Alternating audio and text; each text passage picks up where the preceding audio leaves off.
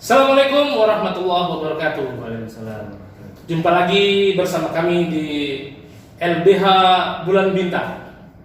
Kali ini diskusi kita menghadirkan seorang narasumber yang memiliki kompetensi di bidang mediator, yang mana beliau ini memiliki lisensi legal auditor maupun juga mediator yang terakreditasi atau tersertifikasi melalui Mahkamah Agung Republik Indonesia. Mungkin tidak menggunakan waktu yang lama. Perkenalkanlah narasumber kita yang tamu spesial kali ini adalah Mas Francis Gerard Widiarto, sarjana hukum, magister manajemen, CLA dan mediator. Oke, terima kasih atas waktu dan kesempatannya. Baik, senang sekali saya bisa hadir di LBH Bulan Bintang dalam sesi podcast ini. ya. Suatu kesempatan yang luar biasa. Nanti kita akan sharing-sharing. Ya, Mas. Oke. Baik, Mas, saya panggilnya ini artinya apa, Mas Francis Gerard Gerard? aja, Mas ya. Gerard ya. Baik, Mas Gerard ini sebelumnya kita perkenalkan dulu. Mas Gerard ini dalam kurikulum vitae-nya merupakan sudah lama berkecimpung di bidang mediator maupun di bidang advokasi. Beliau ini merupakan advokat atau legal konsultan di PT Wismilang Jakarta. Kemudian melanjutkan karirnya di PT Yamaha Electronic Manufacturing Industrial yang ada di Pasuruan, dan saat ini beliau memiliki sertifikasi mediasi atau mediator yang memiliki akreditasi atau sertifikasi dari Mahkamah Agung Republik Indonesia. Baik, Mas Gerard, sekarang ini posisinya kita berbicara terkait dengan apa sih peran mediator ini dalam dunia hukum kita untuk di Indonesia saat ini. Bisa dijelaskan mungkin sedikit, Mas Gerard? Oke. Terima kasih. Saya panggilnya Mas aja ya, biar lebih friendly lah. Jadi gini Mas Yudi, saat ini Indonesia saya kira sudah maju sekali ya dalam konteks hukum, dan dalam hal ini ketika kita bicara mediasi merupakan suatu yang luar biasa. Terobosan-terobosan terkait proses mediasi atau non litigasi itu sangat digaungkan saat ini oleh dunia penegakan hukum di Indonesia khususnya. Jadi kalau mungkin awalnya, kalau saya boleh kupas sedikit ya, awalnya segala suatu permasalahan itu selalu diselesaikan dengan yang namanya on court ya, atau dalam proses hukum di persidangan peradilan gitu. Tapi saat ini mungkin 3 bahkan 5 tahun terakhir ini paradigma itu sudah mulai bergeser, Mas. Jadi Indonesia sudah mulai menyadari bahwa tidak semua perkara itu bisa kita selesaikan di pengadilan. Karena selalu kalau kita bicara di peradilan ya, di pengadilan itu pasti bicaranya menang kalah. Kalah, benar salah, siapa dirugikan, siapa diuntungkan dan sebagainya. Tapi dalam konsep mediasi saat ini, proses mediasi itu harapannya, kenapa konsep mediasi ini dimunculkan adalah win-win, Mas. Jadi harapannya kedua belah pihak itu benar-benar bisa menerima, ya. Tidak ada menang kalah, tidak ada benar salah, tapi legowo. Kalau bahasa Jawa itu saling menerima gitu ya. Jadi saat ini eksistensi lembaga mediasi atau dalam hal ini mediator itu sudah mulai mendapat tempat lah di dunia peradilan di Indonesia. Oh, baik. Sebetulnya kalau dari segi kehidupan yang kita awam pada saat ini mendengar bahwa mediator itu sifatnya hanya memediasi. Ini bagaimana sih perannya mediasi ini atau mediator ini di dunia, baik di dunia hukum maupun di peradilan ini? Apakah harus penunjukan kah atau bisa mendaftarkan diri atau bagaimana, Mas Gerard? Tolong bisa dijelaskan kepada masyarakat. Jadi gini Mas Yudi, memang saya lebih sering istilahnya membagi menjadi 2 hal, menjadi dua hal. Jadi hal yang pertama adalah seorang mediator itu bisa jadi mediator tersebut terdaftar di pengadilan negeri tertentu, mau pengadilan negeri mau pengadilan agama bisa. Itu tapi bagaimana mekanismenya? Itu melalui proses pendaftaran seperti itu. Nah, ketika kita berbicara bagaimana ketika di luar persidangan atau di luar peradilan, itu ditunjuk oleh para pihak atau bisa diusulkan oleh salah satu pihak dulu seperti itu. Sebenarnya ketika mereka sudah sepakat, barulah mediator ini bergerak dalam penyelesaian masalah seperti itu. Terkait dengan mediasi atau mediator ini, bidang-bidang apa saja sih yang bisa dilakukan mediasi? Apalagi sekarang terkait dengan restoratif justice ya, yang dulu digaungkan oleh pakar hukum kita. Bagaimana sih peran serta mediator terkait dengan restoratif justice ini? Apakah bisa langsung menuju ke kepolisian saja, atau hanya di pengadilan saja, atau bagaimana?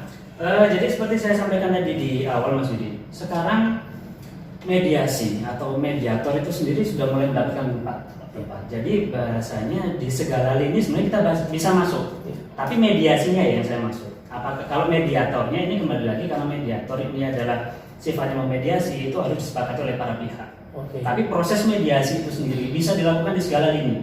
Di luar persidangan, di dalam persidangan, baik saat ini kalau sudah digaungkan di mana?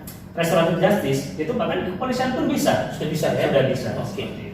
Baik, ini Mas Gerak, ini ada pertanyaan yang muncul yang kami terima dari WA kami di LBH Bulan Bintang. Ini pertanyaan dari saudara Rizky. Dia menanyakan begini, Mas Gerak ya. Pada saat saya sudah melakukan, saya mau bertanya ini pada saat kami sudah mendapatkan mediasi dari mediator. Apa sih langkah hukum yang selanjutnya bisa kami tempuh setelah saat perkara perdata kami ini sudah berhasil dimediasi oleh mediator? Itu bagaimana Mas Kira? Ini pertanyaan dari Mas Rizky. Terima kasih Mas Rizky ya. Oke, jadi terima kasih Mas Rizky. Ini pertanyaan yang luar biasa. Dan sebenarnya permasalahan ini atau hal ini tuh cukup menjadi tanda tanya atau memang masih sering ditanyakan memang di kalangan masyarakat. Karena memang kita nggak bisa mengkiri bahwa proses mediasi ini adalah baru di dunia peradilan kita. Tapi satu yang pasti begini, Mas Yudi, tadi saya lupa singgung sedikit bahwa eksistensi mediasi atau mediator sendiri ini muncul legitimasinya berdasarkan Perma nomor 1 2018. Perma nomor 1 2018. Hal tersebut itu merupakan penyempurnaan yang sebenarnya juga sama-sama dikeluarkan dalam bentuk Perma nomor 1 tahun 2006 ya, 2006 atau 2008 seperti itu. Jadi eksistensi sebuah lembaga mediasi itu muncul di sana. Ketika proses itu sudah dilakukan, ya proses mediasi sudah dilakukan oleh mediator.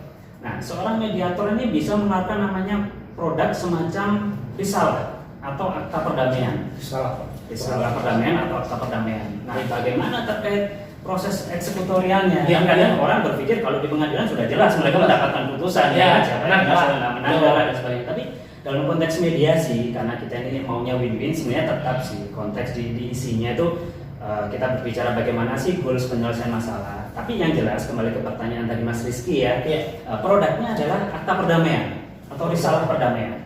Nah, bagaimana hal tersebut bisa dilakukan eksekusi atau mendapatkan kekuatan hukum yang tetap, bisa kita daftarkan ke pengadilan setempat. Tempat perkara itu dijalankan apakah pengadilan negeri atau pengadilan agama, kita lihat konteks permasalahannya untuk mendapatkan legitimasi daripada eksekusi kesepakatan perdamaian tersebut. Baik.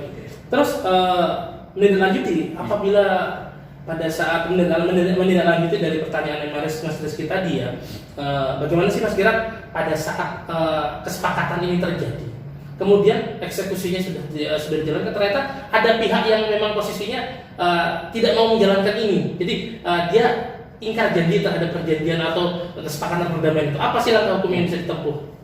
Jadi kembali lagi, kesepakatan itu lahir dari hasil mediasi itu yang pertama yang harus kita pahami.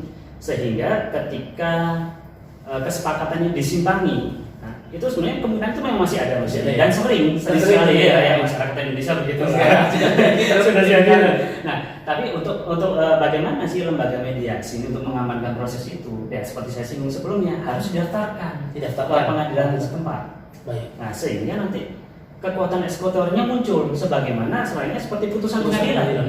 Jadi kita tinggal minta aja eksekusi pengadilan dan dieksekusi seperti ya mekanisme yang biasanya dieksekusi oleh pengadilan setempat. Jadi ada jaminannya. Baik, Mas Gerak, ini lagi-lagi kita juga banyak yang bertanya-tanya ini. Gimana sih caranya mereka yang ingin mendaftarkan diri sebagai, ini ada pertanyaan tadi baru masuk, ini pertanyaan dari Mas Norman ya.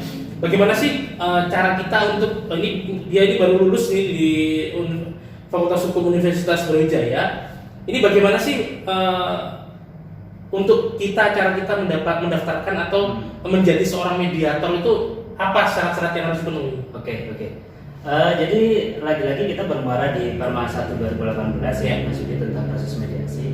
Jadi di situ disebutkan ya, bahwa proses mediasi itu bisa dipimpin oleh seorang mediator yang latar belakangnya hakim, ya, dari hakim. Jadi kita biasanya kalau kita menang di peradilan juga ada proses mediasi. Iya. Itu memang kebanyakan dipimpin oleh hakim yang menjadi mediator. Baik. Nah, tapi di situ juga disebutkan di perma tersebut, mediasi juga bisa dipimpin oleh seorang mediator yang sudah tersertifikasi oleh Mahkamah Agung. Tersertifikasi ya. Ya, tersertifikasi. Sehingga kalau bagaimana sih untuk kita bisa menjadi mediator di sebuah pengadilan?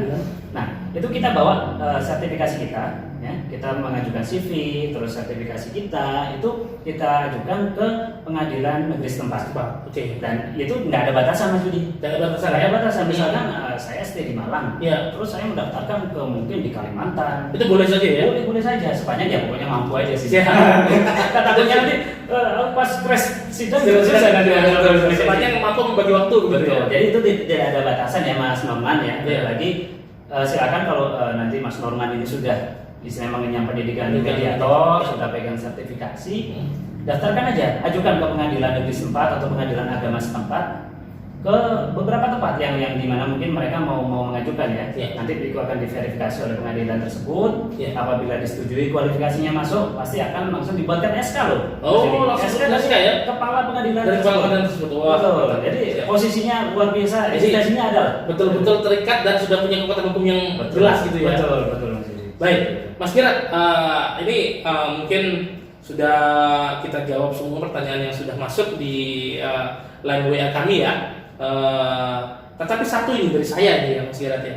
Bagaimana sih pada saat terjadinya sebuah mediasi yang dilakukan oleh seorang mediator di lingkungan di ranah pidana yang pada saat itu masih dalam proses penyidikan di kepolisian atau masih tahapannya masih laporan lah. Ya. Itu bisa nggak polisi ini menolak atau menerima itu?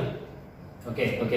Jadi memang kalau kita berbicara tadi konteks pidana ya Mas Pidana, Yudi, ya. ini bahkan memang yang sangat baru sekali. Ya. Sangat baru sekali, ada peraturan dari Kapolri juga bahwa Lengkap ya. terkait masalah-masalah tertentu, Ya. khususnya tidak diancam dengan 5 tahun ke atas ya, Oh, 5 oke. tahun ke atas itu memang dianjurkan untuk diselesaikan dengan jalur mediasi. Mediasi. Nah, bagaimana peran mediator di sini? Sebenarnya bisa jadi masuk Mas Yudi. Iya. Jadi ini biasanya kalau dalam proses pidana penyidik akan tetap dan memanggil para pihak. Memanggil para Nah, pihak. salah satu akhirnya juga mendamaikan seperti itu. Iya. Nah, tapi biasanya untuk memberikan sebuah jaminan lah, Iya. jaminan bahwa proses mediasi ini dilakukan secara benar, secara tulus ikhlas apa Ikhlas, ya. adanya. Memang biasanya kita memilih forum di luar Di proses daripada luar penyidikan proses. itu. Oke, Jadi iya. para pihak akhirnya menghadirkan seorang mediator Di tempat yang netral. di tempat yang netral. Oke. Akhirnya mereka berbicara lah ini Iya, terkait iya. proses perdamaian bagaimana. Ketika sudah sepakat, biasanya para pihak akan hadir.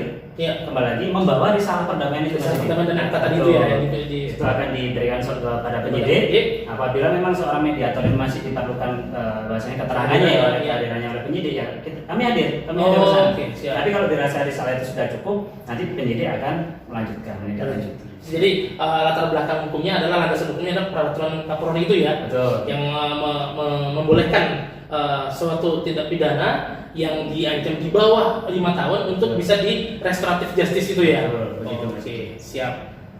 Mungkin itu ada teman-teman, kita sudah dalam perbincangan kita yang singkat ini tapi menarik, bahwasanya sekarang saat ini kita sudah mengetahui terkait dengan peran seorang mediator di dalam ranah hukum kita, di ranah penegakan hukum kita, sebagai jaminan kepastian hukum. Yang tadi dikatakan oleh Mas Girat bahwa tidak semua permasalahan hukum itu harus diselesaikan lewat jalur hukum atau jalur pengadilan, bisa dilakukan dengan mediasi yang dilakukan oleh mediator. Mungkin ini sebagai sarana yang baru yang bisa meningkatkan pemahaman kita terhadap hukum di negara kita.